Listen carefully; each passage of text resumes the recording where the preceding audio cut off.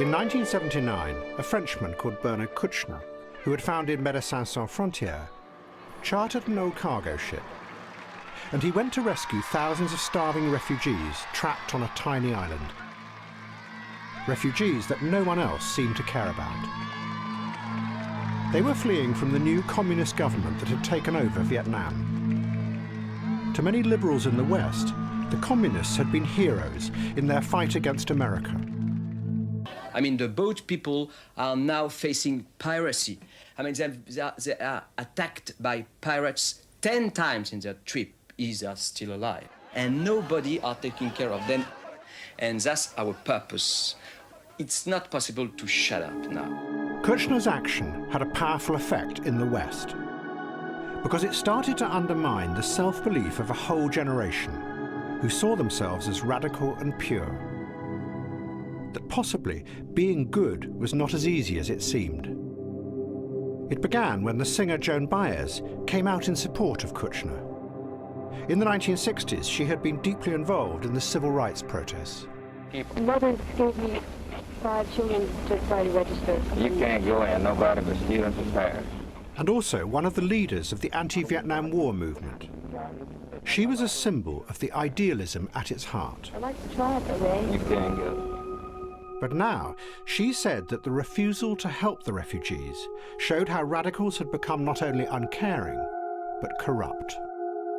They would allow thousands of people to die simply because they had the wrong ideology. Baez went on French television, and she gave an interview that caused a sensation. Baez was immediately attacked by other anti-war activists, led by Jane Fonda. They accused Baez of being an unwitting agent of American imperialism. And leftism in a way that I'm not. I think that's as simple as... Despite the row, Kouchner carried on, rescuing thousands of refugees lost at sea in tiny sinking boats. Kouchner believed that what he was doing might also be the start of a completely new kind of radicalism, one that really would make the world a better place. The reaction in the West, he said, had shown that the old political ideologies of left and right had now lost all credibility. Kouchner had an alternative idea that was going to go very deep in the imagination of the West. It said that we are all one world, linked together simply as individuals, not divided by political ideas or by nations. And we, the good people in the West, had a duty to intervene, to help the victims of all evil political ideas, wherever they were across the world. We don't care on leftist and rightist countries. There is no leftist and rightist suffering, and there is no possibility to split the world in good people and bad people, good dead and bad dead. Because we think that this is a new kind of policy. For us, human being is one, to let the people speak to each other before dying. With the nice girl in the park, you were strolling full of joy. And you told me that you'd never kissed a girl before. Hold your hand out, you naughty boy. Hold your hand out, you naughty boy. Hold your hand out, you naughty boy. Last night in the pale moonlight, I saw you with the nice girl in the park. Julia Grant had grown up in the north of England, near Blackpool. But in the 1970s, she had moved south and became part of the growing gay scene and a drag artist. She knew inside herself that she was a woman. That was her true self, which made her an outsider everywhere, including in the gay world. When I was living on the apparently gay scene and being a drag artist, nobody thought any bad if I sort of went out, did my show, and when I came off stage, sort of toned down my makeup and put on a dress, because I was accepted as a drag artist. Whereas if I tried to go to a gay pub dressed as a woman, most gay people resent the fact of that a man wants to change his sex. So transvestites and transsexuals are a minority within the actual gay world. To have a gender reassignment operation, Julia was going to have to go through a series of interviews with a state psychiatrist. He would decide who she really was. Julia was part of a powerful idea rising up in the 1980s. It said that to change the world and to make it a better place, you should fight to become who you as an individual truly were. That was real freedom. But to do it, Julia was going to have to take on the medical establishment. You have a letter from your doctor for me? Right. Well, what is the problem? Well, I feel I've been having a fight with myself for a long time. I've now come to terms with the fact that I believe I am a woman, trapped within sort of a man's body. What do you mean by being a woman? Well, my whole, all my thoughts and everything are feminine. There's nothing masculine. I tend to reject my masculine body. You know it to be masculine. I identify it as masculine because society identifies me as masculine. Well, it's not a matter of society, it's a matter of anatomy. You say you feel like a woman. Yes, I believe everything I do is feminine. I believe I'm a woman inside. Oh, Michelle, how does it feel to be a woman? It just feels like being me. Can't describe it as anything else. Well, see, she's right. Nobody knows how anybody else feels inside. Well, I believe I don't actually feel the way a normal man should feel. Maybe that you identify with certain stereotypes of the female gender role. That is, the traditions, the behavior, the ideas, but that doesn't make you a woman.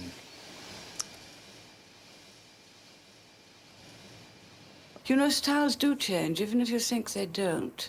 Shoulders are wider, and they're higher, and so they all had to have pads put in. And insofar as we could, we've just lengthened them a little bit because they're longer. And the thing we've learned is never really press your hem. You know, sometimes you see people ironing a dress and they press along the hem until it looks like a knife edge. And then if you want to let it down, you can't. Just leave the hem gently rolled. And then you'll never press along the edge. Then you can let them down.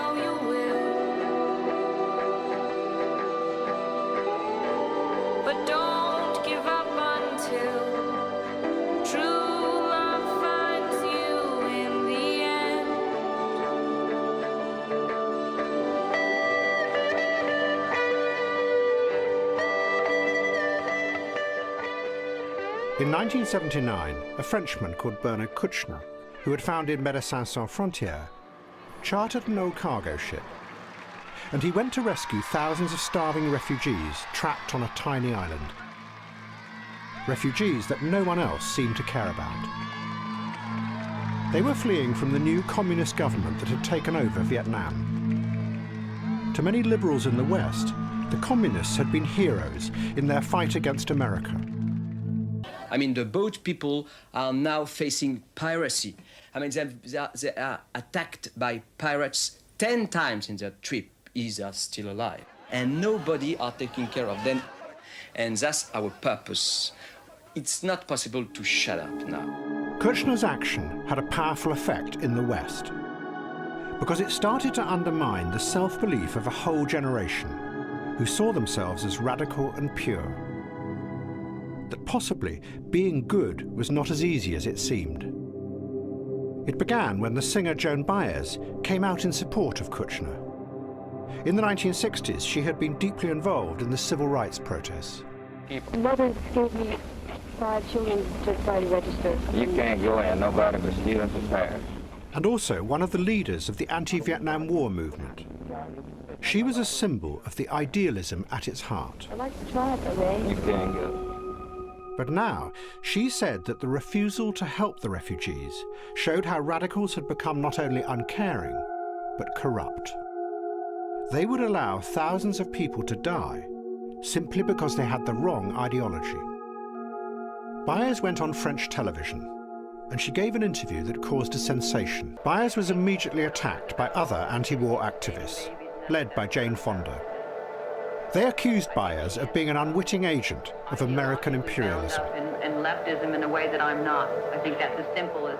Despite the row, Kouchner carried on, rescuing thousands of refugees lost at sea in tiny sinking boats. Kouchner believed that what he was doing might also be the start of a completely new kind of radicalism, one that really would make the world a better place. The reaction in the West, he said, had shown that the old political ideologies of left and right had now lost all credibility. Kouchner had an alternative idea that was going to go very deep in the imagination of the West. It said that we are all one world, linked together simply as individuals, not divided by political ideas or by nations. And we, the good people in the West, had a duty to intervene, to help the victims of all evil political ideas, wherever they were across the world. We don't care on leftist and rightist countries. There is no leftist and rightist suffering, and there is no possibility to split the world in good people and bad people, good dead and bad dead. Because we think that this is a new kind of policy. For us, human being is one, to let the people speak to each other before dying. With the nice girl in the park, you were strolling, full of joy. And you told me that you'd never kissed a girl before. Hold your hand out, you naughty boy. Hold your hand out, you naughty boy. Hold your hand out, you naughty boy. Last night in the pale moonlight, I saw you with the nice girl in the park. Julia Grant had grown up in the north of England, near Blackpool. But in the 1970s, she had moved south and became part of the growing gay scene and a drag artist. She knew inside herself that she was a woman. That was her true self, which made her an outsider everywhere, including in the gay world. When I was living on the apparently gay scene and being a drag artist, nobody thought any bad if I sort of went out, did my show, and when I came off stage, sort of toned down my makeup and put on a dress because I was accepted as a drag artist. Whereas if I tried to go to a gay pub dressed as a woman, most gay people resent the fact of that a man wants to change his sex. So transvestites and transsexuals are a minority within the actual gay world. To have a gender reassignment operation, Julia was going to have to go through a series of interviews with a state psychiatrist. He would decide who she really was. Julia was part of a powerful idea rising up in the 1980s. It said that to change the world and to make it a better place, you should fight to become who you as an individual truly were. That was real freedom. But to do it, Julia was going to have to take on the medical establishment.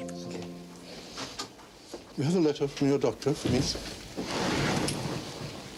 Right. Well, what is the problem? Well, I feel I've been having a fight with myself for a long time. I've now come to terms with the fact that I believe I am a woman, trapped within sort of a man's body. What do you mean by being a woman? Well, my whole, all my thoughts and everything are feminine. There's nothing masculine. I tend to reject my masculine body. You know it to be masculine? I identify it as masculine because the society identifies me as masculine. Well, it's not a matter of society, it's a matter of anatomy. You say you feel like a woman? Yes, I believe everything I do is feminine. I believe I'm a woman inside. Well, Michelle, how does it feel to be a woman? It just feels like being me. Can't describe it as anything else. You see, she's right. Nobody knows how anybody else feels inside. Well, I believe I don't actually feel the way a normal man should feel. Maybe that you identify with certain stereotypes of the female gender role. That is, the traditions, the behavior, the ideas, but that doesn't make you a woman. You know, styles do change, even if you think they don't.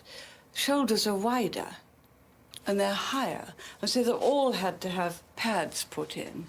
And insofar as we could, we've just lengthened them a little bit because they're longer. And the thing we've learned is never really press your hem. You know, sometimes you see people ironing a dress and they press along the hem until it looks like a knife edge. And then if you want to let it down, you can't. Just leave the hem gently rolled. And then you'll never press along the edge. Then you can let them down.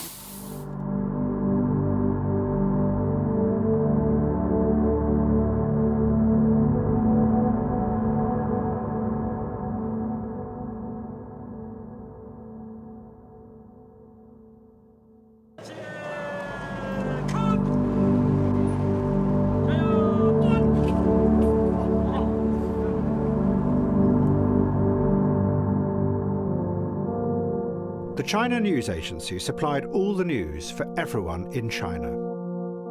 But it also ran a privileged news service for the Communist Party elite.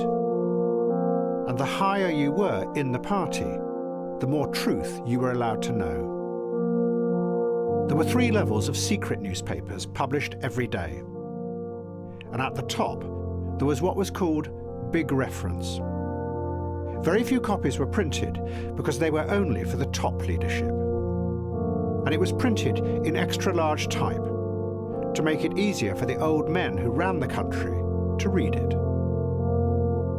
And at the very top was now Deng Xiaoping. He was in complete control in China. He had defeated all his rivals. And to show his strength, in 1979, he put his main enemy on trial, Jiang Qing. She was accused, along with the other members of the Gang of Four, of killing and persecuting thousands of people in the Cultural Revolution. But she refused to recognize the court. She continually attacked the judges. 共患难了，战争的时候唯一留在。你说这样藏起来，你反对我了吗？只有处理，只有处理问题。你们叫这些坦克坏到这儿来说。The judges, she said, were hypocrites. They had all followed Mao's ideas. They were just turning on her to save themselves. Instead, she presented herself as the one thing that she knew Deng Xiaoping feared most: a defiant individual. As she was hustled out of the court, she shouted, "I am without heaven, and a law unto myself. It is right to rebel." But Deng showed her no mercy. 审判林彪将其发展为集团案，判处执行，夺得政治权利终身。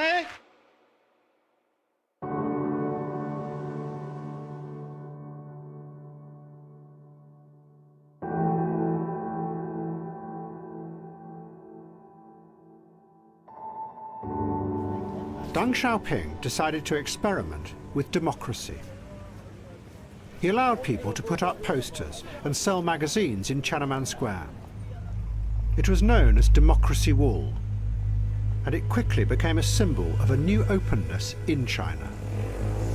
But then it started to run out of control. People published details of widespread corruption, greed, incompetence and nepotism at the very top of the Communist Party. And then that force that Jiang Qing had prophesied, individualism, re-emerged.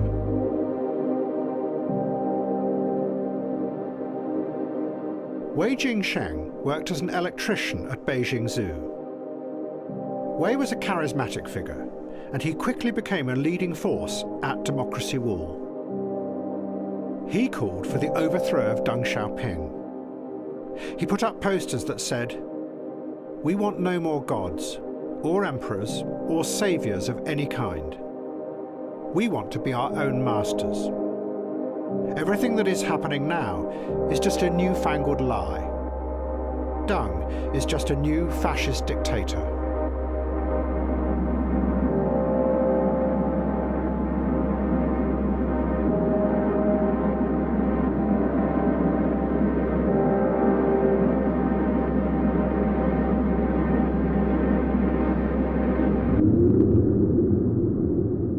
The wall was closed down, all the posters hosed off, and Wei was arrested. Wei Jingsheng's trial was broadcast live on television. He was accused of counter-revolutionary crimes and passing secrets to foreign agents. Why was it necessary to close down Democracy Wall? Well, you see, on the democratic wall, everyone, without put on his name, can blame or charge any person without any ground. They can do it without any legal obligation. Do you think in England, do you have this kind of freedom? I don't think so. Blame any person without putting on his own name in the wallpaper. Do you think that is a kind of freedom? I don't think so. Do you think that there's freedom of speech? The way it looks in the West is that the moment the lid came off for a second in China and people made contact with Western journalists... I think I have to go for some work to do.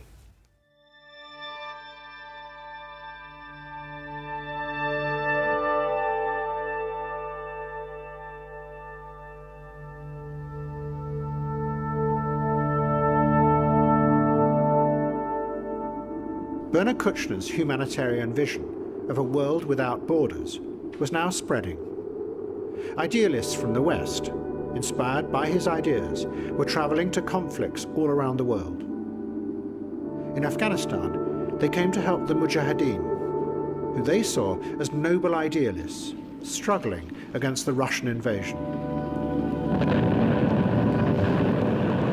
En Afghanistan, les Moudjahidines sont des gens qui se battent seuls pour un idéal qui m'a séduit.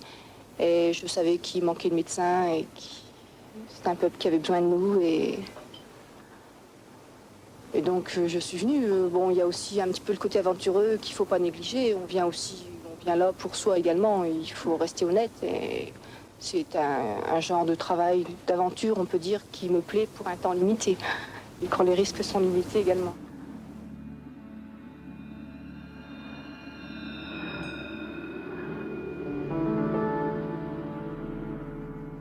And in 1984, it suddenly became a truly global movement. It started when the BBC shocked the world with a report about the effect of a famine in Ethiopia. The response was Live Aid, organised by Bob Geldof. It was driven by a vast outpouring of sympathy for those who were starving in Ethiopia, but also by an anger and a frustration with all politicians in the West who had done nothing to help. I find it incredible that the mass of people probably feel that something should be done, yet their own governments just don't do anything. They do very little. You know, the very fact that it has to be done by people giving their own money is ridiculous. I mean, we've given enough money into government. Why can't they spend some of our money giving it back? I mean, at the moment, you've got a problem with the butter mountain. You don't know how to dispose of it. To sell to the Russians is the cheapest way. I'm sorry, but butter doesn't do very much good in Africa, as you know. Well, butter oil actually does. It is one of the major butter oil, supplementary foods. if you can get it. Well, it is a byproduct of butter. Yes. Yeah. But look, a lot is going. A lot of surplus food is going. But don't Prime forget... Minister, there are millions dying, and that's the terrible thing. Yes, indeed. And the lesson today is how to die. What Live Aid seemed to show was that it might be possible to change the world. But to do it, you had to bypass all politics, because politicians both left and right had become corrupted by power and petty nationalism. Instead, you connected directly with others suffering around the planet and rescued them. Bob Geldof travelled to Ethiopia to visit the camps where the aid was being delivered. But he began to realise that something very strange was happening. The Ethiopian regime was rounding up thousands of the starving people who had come to the camps. They were being taken to airstrips, where they were loaded at gunpoint onto giant transport planes. They were then flown to what were called resettlement camps. Geldof was shocked by what he was seeing. To him, it seemed to evoke an evil ghost from Europe's past. The first pictures we saw of resettlement were these ancient and beautiful people starving and in rags, under armed guard, going into these vast Russian plains. They probably have never seen a plane. They have nothing left, only their dignity. And to the West, the immediate psychological reaction is Jews being led at gunpoint into cattle trucks by the Nazis. What Geldof had stumbled upon was something that those who ran Ethiopia had been trying to hide. That the food brought in by Live Aid was being used as a weapon in a civil war. Ethiopia's ruler was a brutal tyrant called Colonel Mengistu. Mengistu had decided that the only way to win the war was through a massive piece of social engineering. He was going to literally move millions of people out of the rebel areas in the north and relocate them in the empty south, where they could no longer fight. And the food aid was being used as bait to lure hundreds of thousands of people into the refugee camps, where his troops then swooped in and rounded them up. Live Aid was an extraordinary achievement. It is estimated that it may have cut the death toll in the famine by half. But the group, Médecins Sans Frontières, made the dramatic claim that the aid might have also led to the same amount of deaths as it had saved. The mass relocations were so brutal, they said, that over 100,000 people had died. It showed the weakness at the heart of the growing humanitarian movement. That when they came face to face with a brutal ruler like Colonel Mengistu, who was using their aid not to save people, but to save himself, and kill thousands more in the process, they had no way of stopping him. They couldn't challenge power.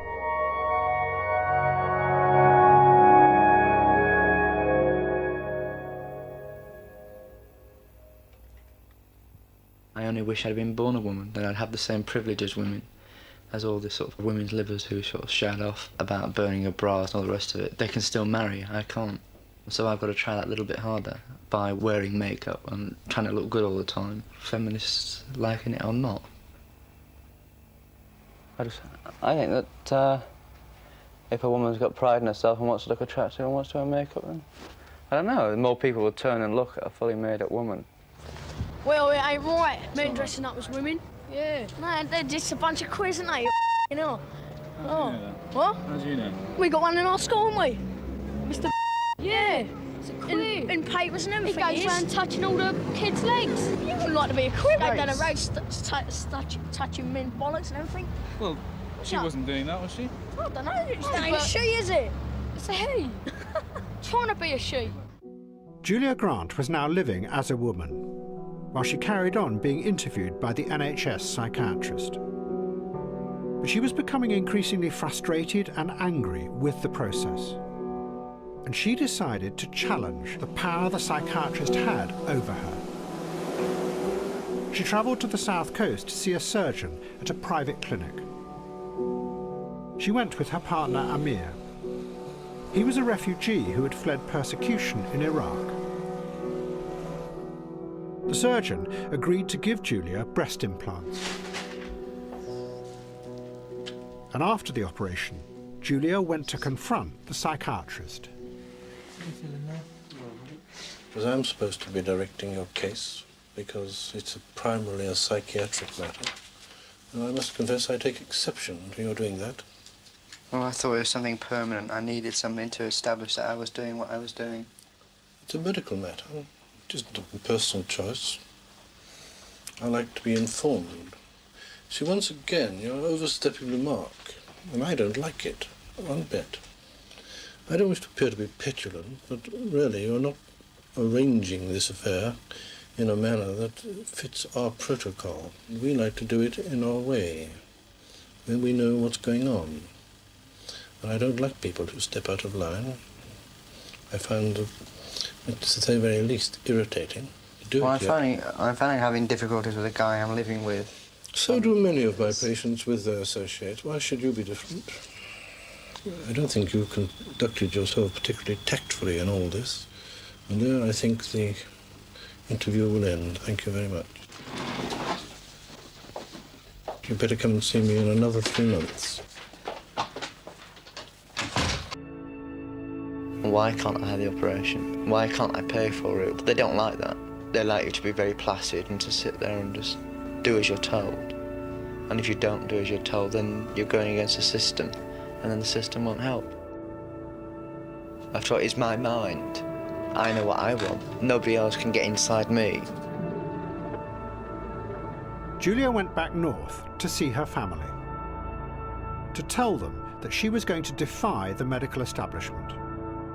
She would find a way to pay for the operation herself. She travelled through the old industrial cities, where many of the factories were now closing, in the wave of deindustrialisation that was sweeping through Britain. Factories and terraced houses, that's all it is.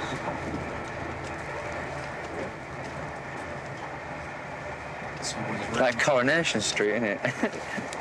That whole view is amazing. Back to back.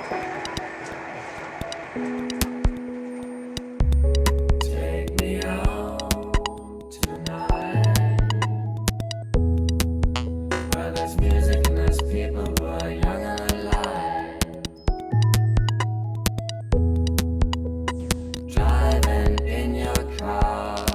I never wanna go home, because I haven't got one anymore.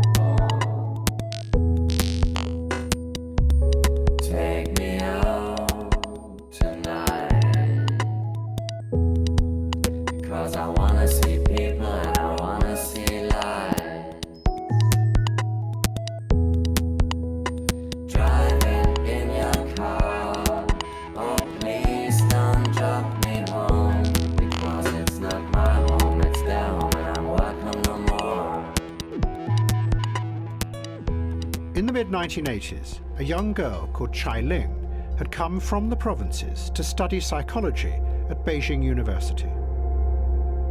She became fascinated by an American psychologist called Abraham Maslow. He taught that the human beings of the future would be driven by what he called self-actualization. They would be guided only by what they felt inside, not by what they were told to do. These are the people who would resist suggestions. They would choose what they wanted to do. You might urge them to do something, and somebody else might urge them, but it was their decision.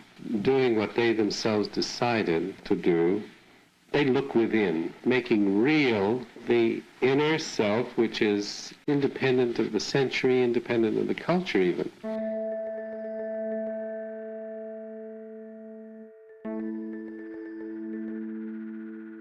Then one night, Chai Ling was drugged and, she believed, raped by another student. But the authorities did nothing. And she decided to join the growing student protests against what they saw as a corrupt regime that was now in charge of China. Deng Xiaoping had got rid of both revolutionary ideas and democracy. And in that void, corruption had taken over the whole society. Party officials everywhere were looting billions of dollars. All that mattered now in China was money and connections.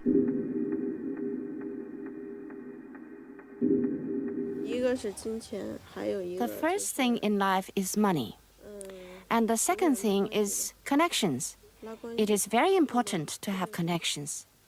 When you know people, then wherever you go, things become so much easier.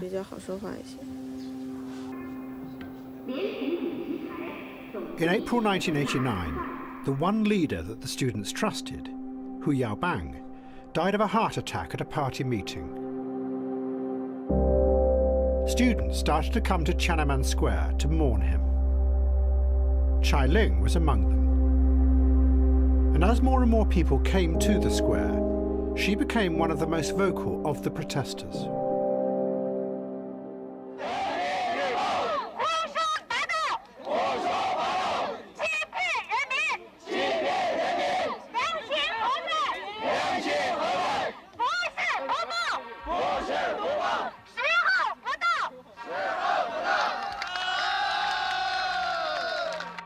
Soon, over 1 million protesters filled the square.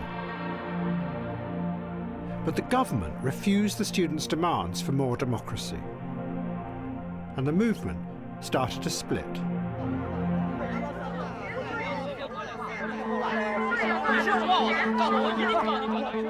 The radical faction began a hunger strike to try and force the government to respond.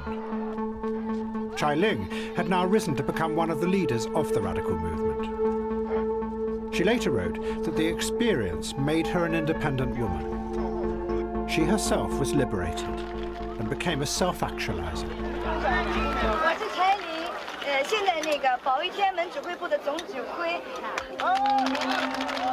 But many of the other student leaders were frightened that she was going to create disaster. The government was still refusing to negotiate, and the protest leaders held a tense meeting. Many of them argued that they should retreat now on such a high, which would force the party to accept real reform. If they didn't, there would be stalemate and then killing. In the vote, Chai Ling raised her hand, which made it unanimous. But that evening she changed her mind, and she helped persuade the students to stay in the square. The next day, she called an American journalist called Phil Cunningham and gave an extraordinary interview. Chai Ling had suddenly realized that combining the new force of individualism with collective action was never going to work. She felt the contradiction deep within herself. She had realized that in the age of the individual, it was no longer going to be possible for people to give up their lives for a greater cause. To be honest, from the day I called for a hunger strike, I knew we would not get any results. Certain people, certain causes are bound to fail. I have been very clear about this all along, but I've made an effort to present a staunch image, to show that we were striving for victory. But deep down, I knew it was all futile. All along, I've kept it to myself, because being Chinese, I felt I shouldn't badmouth the Chinese. But I can't help thinking sometimes, and I might as well say it. You, the Chinese, you are not worth my struggle. You are not worth my sacrifice. The students keep asking, what shall we do next? What can we accomplish? I feel so sad. Because how can I tell them that what we are actually hoping for is bloodshed? For the moment when the government has no choice but to brazenly butcher the people. Only when the square is awash with blood will the people of China open their eyes. Only then will they really be united. Are you going to stay in the square yourself? No, I won't. I'm not going to let myself be destroyed by this government. I want to live. 5 days later, Deng Xiaoping sent the troops and tanks in to clear the square.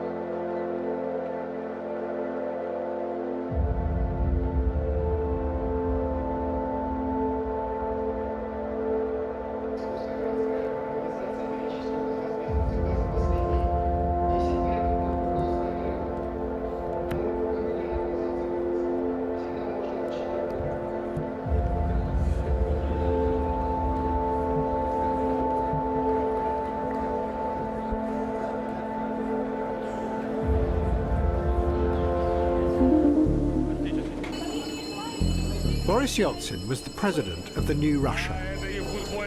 He had promised to turn the country into a mass democracy.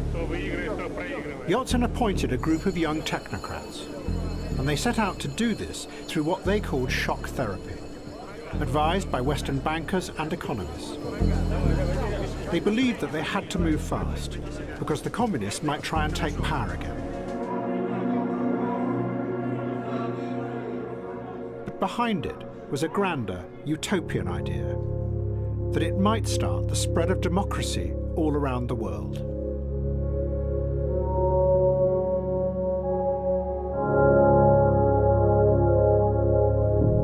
But at this very moment, in the West, the opposite started to happen. The whole idea of mass democracy began to be questioned and undermined from inside the political establishment itself. It began almost unnoticed, hidden behind the wave of enthusiasm after the fall of communism. But a political scientist called Peter Mayer has argued that what happened in the 1990s was that the old idea of democracy started to disappear in the West. And it was replaced by something else, which we haven't fully comprehended yet, or even seen, because it is outside the old categories of politics. Western politicians, Mayer said, literally changed their roles. They gave up being representatives of the people, and instead, they became the agents of a new bureaucracy, which was rising up and promising that it could manage the dangerous and unpredictable force of individualism better than the politicians could. Just as the activists in China had found with Chai Ling, individualism and its drive to self-actualization can corrode and eat away at the collective power of mass democracy. Peter Mayer said the same was now happening in the West. The first politician to confront this was Bill Clinton. He came to power promising to represent what he called the forgotten middle class. But very quickly, within weeks of entering the White House, Clinton agreed to give up on many of his promised reforms and to give power over to the financial world. He did this not through any cynical motive, but because he knew that the old power base of mass politics had gone. No one joined political parties anymore. Organised labour was a vanishing force.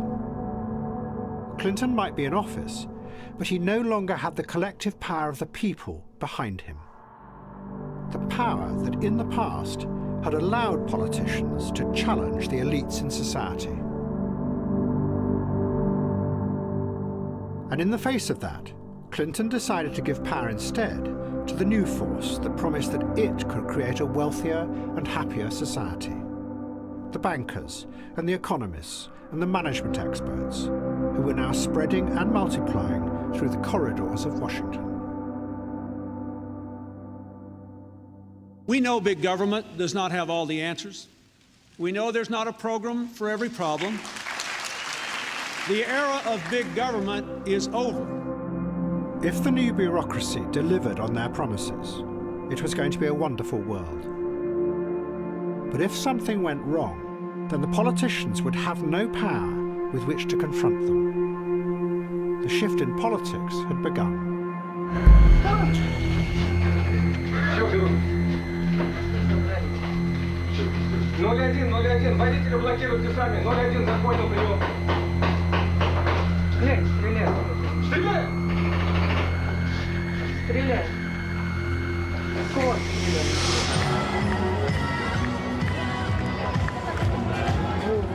In Russia, the democracy experiment had gone out of control. The president, Boris Yeltsin, had lost all power. It had been seized by a small group called the oligarchs, who were using it to loot Russia. There was massive inflation. Millions of people were reduced to selling what they owned on the street. The life expectancy of a Russian man fell from 65 in 1987 to 58 in 1993. There was fury in the Russian parliament.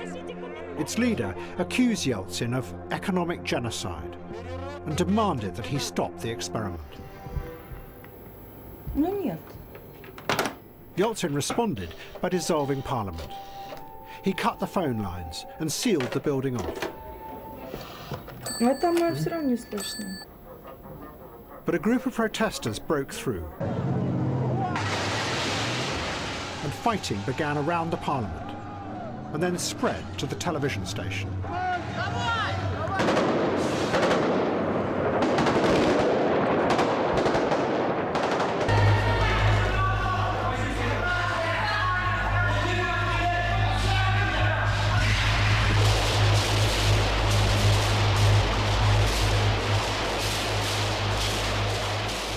Yeltsin portrayed it as a stark battle of good against evil. He was backed by President Clinton. Clinton said it was the only way for Russia to become part of the new global economy and defeat its dangerous past.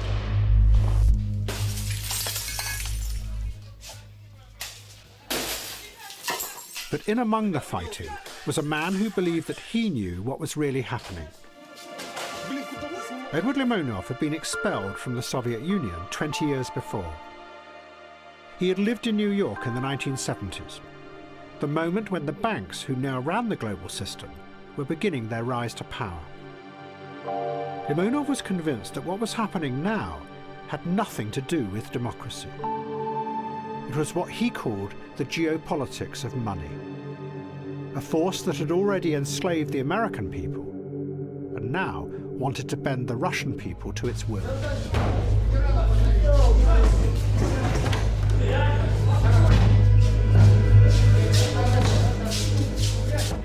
and when Yeltsin ordered the tanks to attack the Russian parliament, backed by the American president, and by the bankers and the economic experts, Limonov decided he was going to fight this system.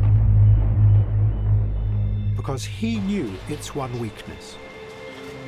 It told no stories about the past, and it had no vision of the future.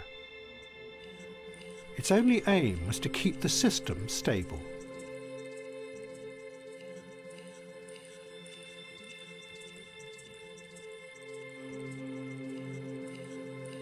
Limonov had visited the Serbian nationalists who were besieging the city of Sarajevo.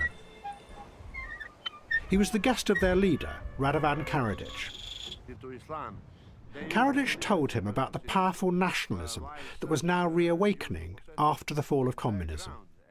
Serbs used to possess the entire ground. We own this country. This is our country. Turks have been here occupiers, and the Muslims are successors of those occupiers. So the traditional imposed geopolitics. Geopolitics, yes, exactly. Ovo je gospodin Limonov, pisac ruski, veoma poznat.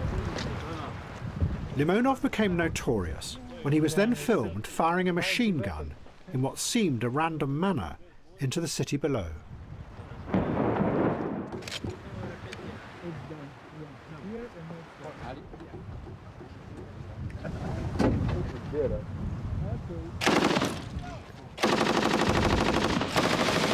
You are very courageous people. You, despite anything what is against you, it's a great power of almost the entire world. Yeah, 15 countries against you, and you resist.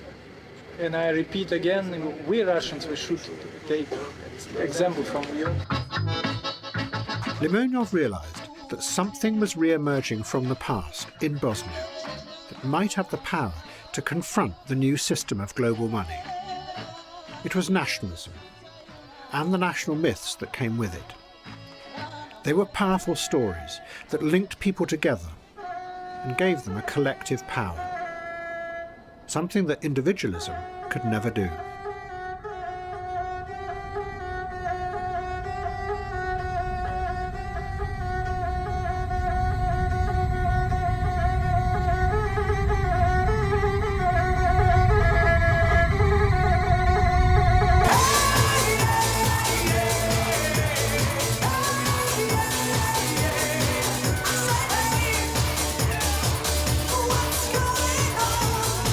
All you girls that believe men are bastards, you should be near the front. I'll need you later, right? We're coming.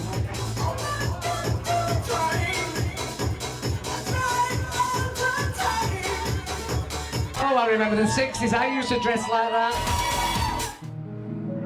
In the end, Julia had realized that her psychiatrist was never going to let her have surgery. She was, he said, not ladylike enough and too pushy.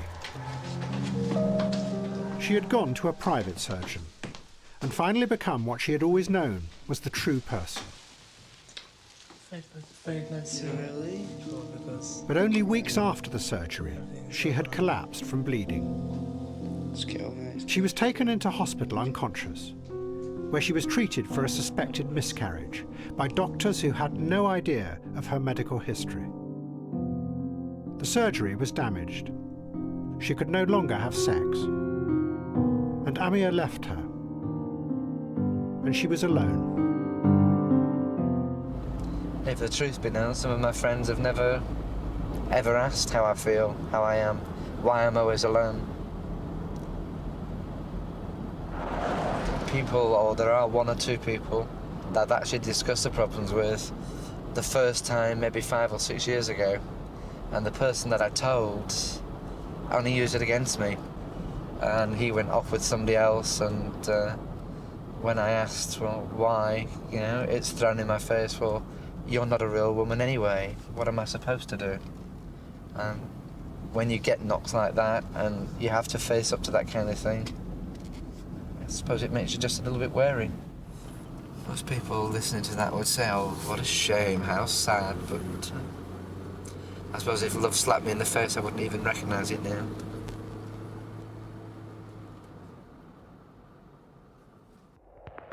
Julia had challenged the old power in Britain. She had stood up against her psychiatrist and won. Her victory was a symbol of the decline of that old paternalism. But now she had discovered how difficult individualism could be. That when things go wrong, you are weak and alone.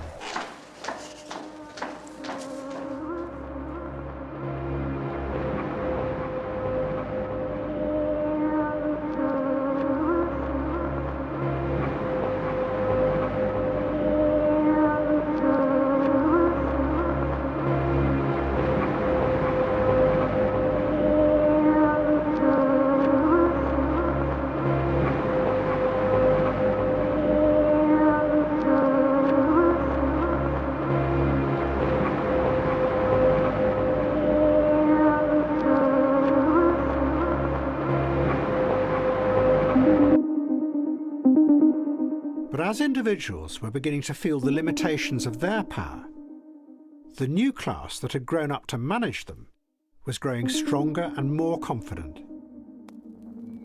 And they began to see democracy not just as something to be bypassed, but as a potentially dangerous force. By the mid-1990s, technocrats in the political think tanks in the West were becoming frightened that elections all across the world were producing what they called the wrong kind of result. In Algeria, a party called the Islamic Salvation Front took the majority of votes in the first round of an election. It was a stunning victory. But people feared that its real aim was to turn the country into an Islamist state and get rid of democracy. Western politicians found themselves supporting a military coup that stopped the elections. And in Europe, the extreme right paraded openly. They protested against the immigrants coming from Africa and the Middle East.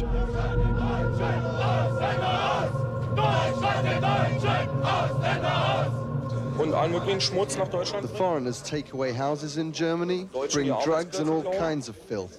They steal German workplaces and they filthy up the environment. For me, now, the most important inspiration is Adolf Hitler.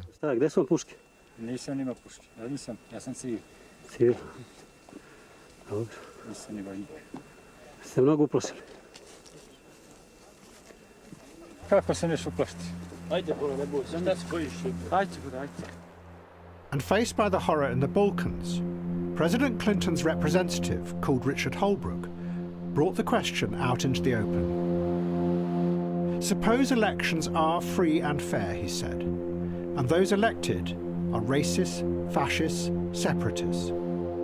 That is the dilemma.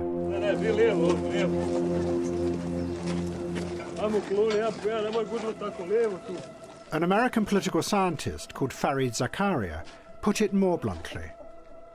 The people, we are told, he said, are the most important. We are driven by the phrase, the American people are not stupid. But what if they are? But the political scientists were not alone in distrusting people. For at the same time, a group of behavioural psychologists, who were becoming increasingly influential, were insisting that individuals also made the wrong decisions in the marketplace. They were not behaving in the logical, self-interested ways that economics said they should. The most famous of them was called Daniel Kahneman. He would win a Nobel Prize for his work. For 30 years, Kahneman had been studying human behaviour. And he had discovered, he said, that human beings actually had two systems inside their brains. One of them they were aware of, which they thought was in control. The other was an instinctive part that really drove most of their actions, a part that they were completely unaware of. This new psychology was a powerful attack on the whole idea of the confident self. Because the picture the psychologists painted of human society was of millions of individuals living most of the time thinking that they were rational and in control, while something else inside them was really guiding many of their actions, without them knowing it. But, Kahneman said, there was an underlying pattern to this irrational behaviour. It meant that if somehow you could gather enough data on human beings' behaviour, you could see the patterns, and so predict what they would do, and manage them. But to do that, you would have to bypass and ignore their conscious self, because it was the behaviour, not the thoughts, that counted.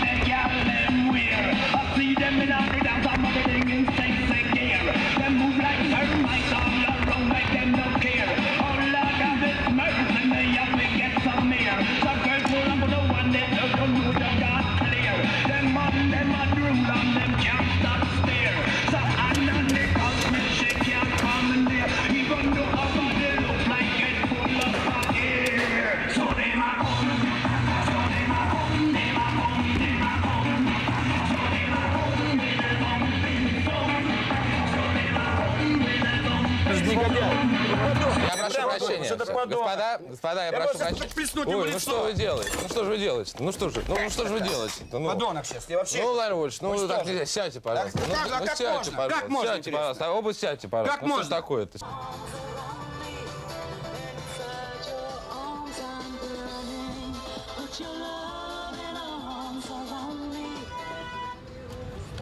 In Russia, President Yeltsin had lost all control. He was drunk most of the time.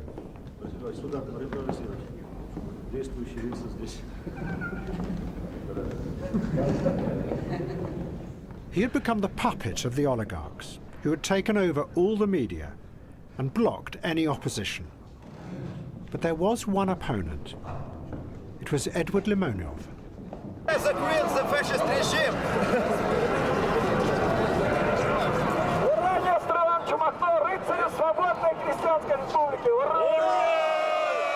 He had started his own tiny party. He called it the National Bolsheviks. It was, he said, a fusion of fascism and communism, and the party flag was designed to show this.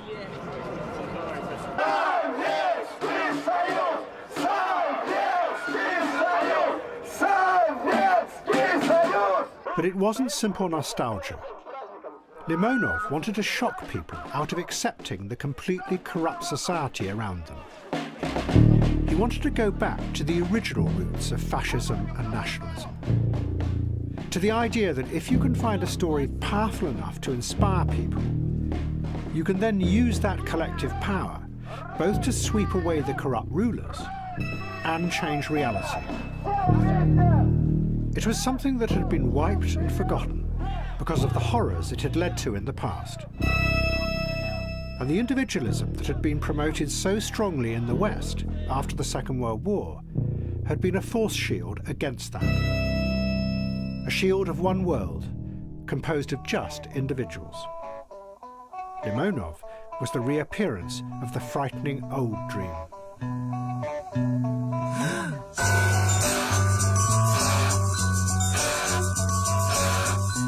The third person to join the party was the musician Yegor Letov. He had led the opposition to communism in the 1980s. Now he sang songs about how Russia was trapped in a frozen world, buried under a mass of meaningless, broken fragments from the past. Под столетними сугробами библейских анекдотов, похотливых православных и прожорливых католиков, покинутых окопов и горящих муравейников. Вечная весна в одиночной камере.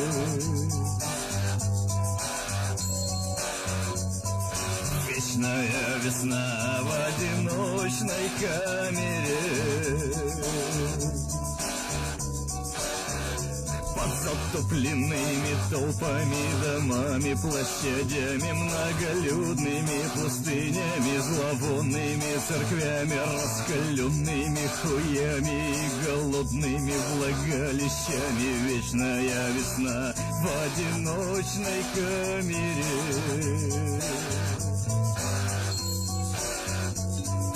Вечная весна в одиночной камере.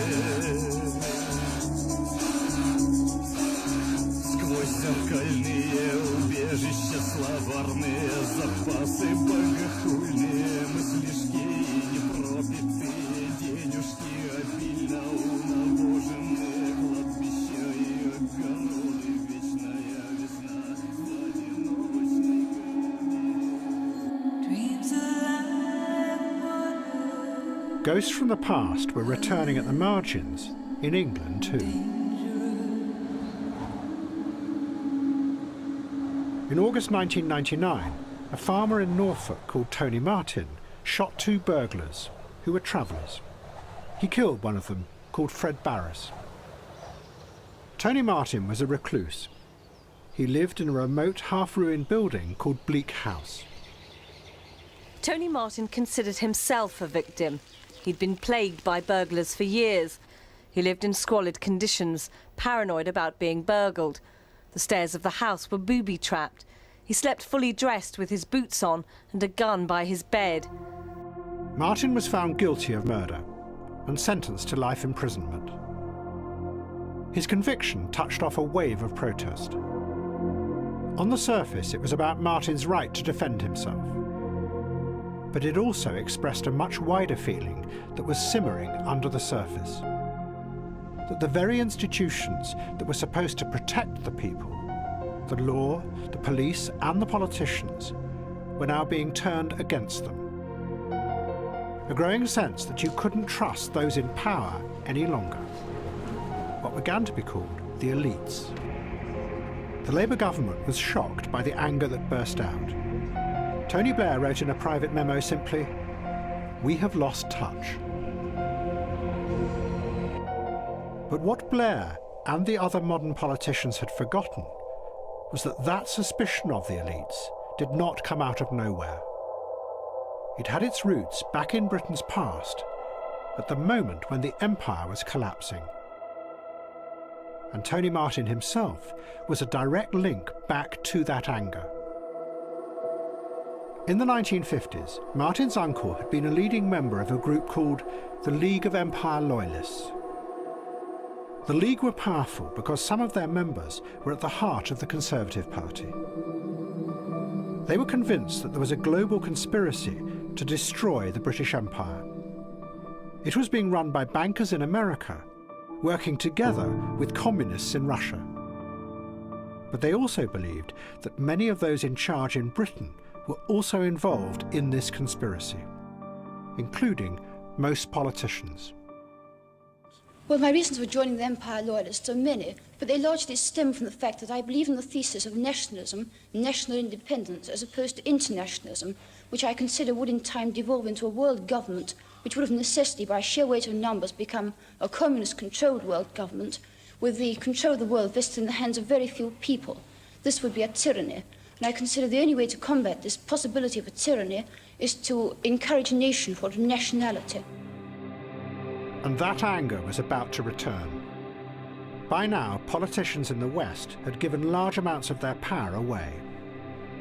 What had begun with Bill Clinton in the early 1990s had spread. When Tony Blair came to power, he had immediately given control over much of the economy to the Bank of England. But in 1998, the global financial system showed how unstable it could be. An economic crisis that began in Russia and then spread to Asia had consequences throughout the world. In response to the crisis, the Bank of England had insisted that interest rates be raised. But this made many British goods too expensive to export. And in the north of England, factories began to close.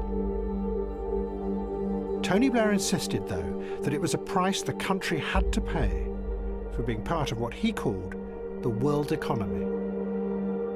You can say world economy till he's blue in the face. But it's not just us, is it? It's other people. He can say, Mr. Blair can say world economy. It's world economy. You can say, oh, world economy, but... So what do you say? People in the North East are suffering. But why is he giving all that power to the Bank of England? Why? Why, you know? Why is that? Is he passing the buck? What's he doing? So he can't be blamed for things like this that go wrong. You can say, oh, well, it's the Bank of England's interest rates and all the rest of it. I don't know.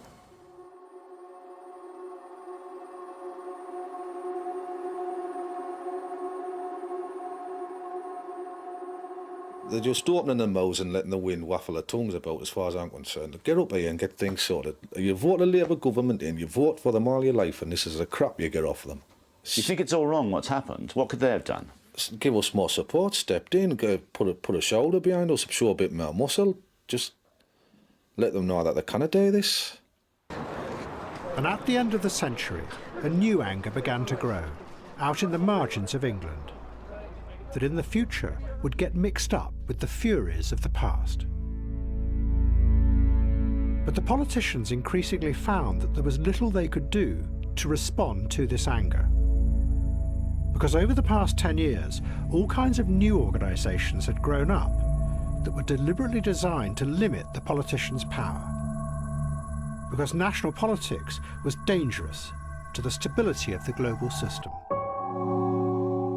The idea had originally come from technocrats inside the European Union. One of the leaders was a political scientist called Giandomenico Maione. Politicians, Maione said, were always driven by short-term, self-interested motives, which meant that they too were irrational. The solution, he said, was to bypass the politicians completely. Vous avez des problèmes avec le pacte de stabilité? Pardon? Avez-vous des problèmes avec le pacte de stabilité? Pas tellement. And in the 1990s, behind the scenes of the political debate in the European Union, Maione and a group of technocrats created a range of new institutions that were deliberately designed to avoid political interference, and instead run large areas of society in a rational way. Maione gave them a boring bureaucratic name. He called them non-majoritarian institutions.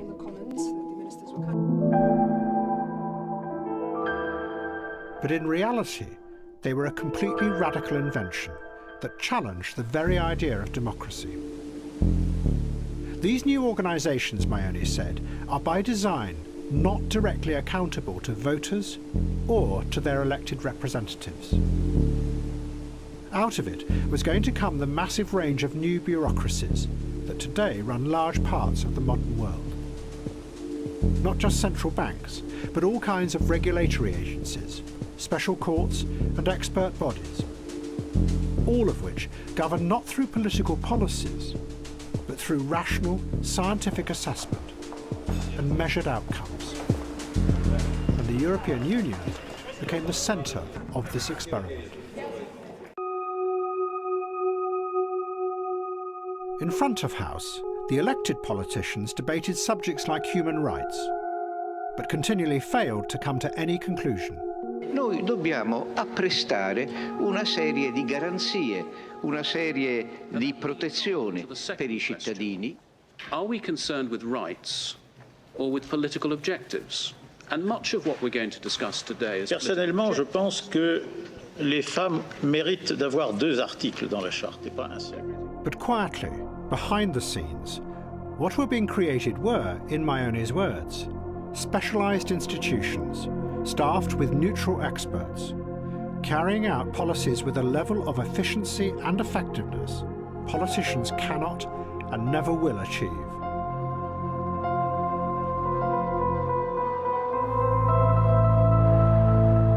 The original idea behind mass democracy had been that the politicians would be the bridgehead for the people into power. They would challenge the powerful groups at the top of society on behalf of the people.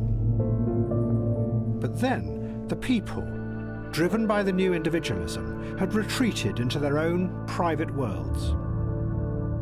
so the politicians switched sides and became instead the representatives of the new powerful technocratic class. It still looked like they were powerful and had control over events. But now the people had gone. Beneath them was a void.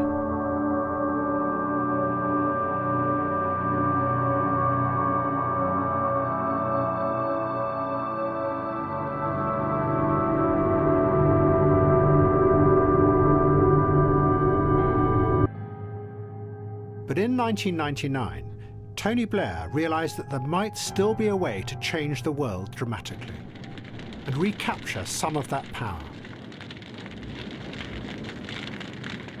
The conflict between the Serbs and the Muslims in the Balkans had erupted again. Serbian nationalists were attacking the Albanian population in Kosovo.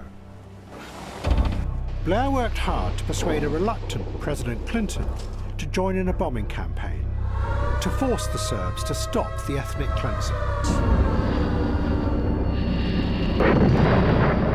And it succeeded. Tony Blair came to Kosovo and was welcomed as a hero.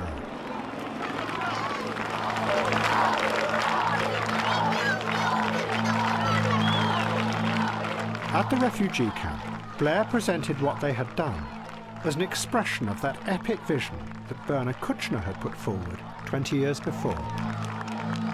We are all one world, linked together simply as individuals, not divided by political ideas or by nations. And we, the good politicians in the West, have a duty to intervene, to help the victims of all evil dictators, wherever they are in the world. This is not a battle for territory. This is a battle for humanity. It is a just cause. It is a rightful cause to make sure that these people, innocent people, who have been driven from their homes at the point of a gun, are allowed by the world community, acting together, back to their homeland, back to Kosovo, so these people can become symbols of hope, humanity and peace. Thank you. And the new ruler of the independent Kosovo, appointed by the United Nations, was Bernard Kouchner. We were taking significant steps towards stability and democratic self-government in Kosovo. In the 1990s, the triumph over communism had ushered in a new era. Liberal politicians in the West had willingly given up much of their power in the interests of the greater good, of global stability.